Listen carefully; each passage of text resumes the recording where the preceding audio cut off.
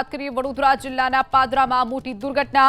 પાદરા જંબુસર વચ્ચેનો જે ગંભીરા બ્રિજ તૂટ્યો છે।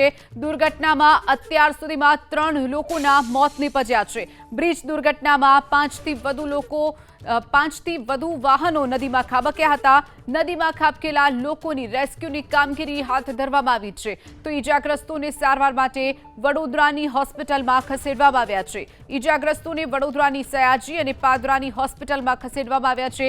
રાજુભાઈ હાથિયા અને દિલીપભાઈ પઢિયાર નામના વ્યક્તિઓ ઈજાગ્રસ્ત થયા છે।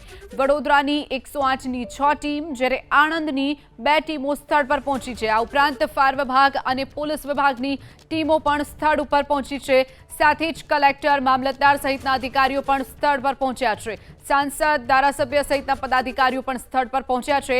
ફાયર અને એસડીઆરએફની ટીમ રેસ્ક્યુ ઓપરેશનમાં જોડાઈ છે। દુર્ઘટના સ્થળ પર પોલીસનો ચુસ્ત બંદોબસ્ત ગોઠવી દેવામાં આવ્યો છે। દુર્ઘટના સ્થળ પર મોટી સંખ્યામાં સ્થાનિકો પણ ઉમટ્યા છે। જે દુર્ઘટના બની છે, અનેક વખત સ્થાનિકો પણ આ બ્રિજને લઈ રજૂઆત કરી ચૂક્યા છે।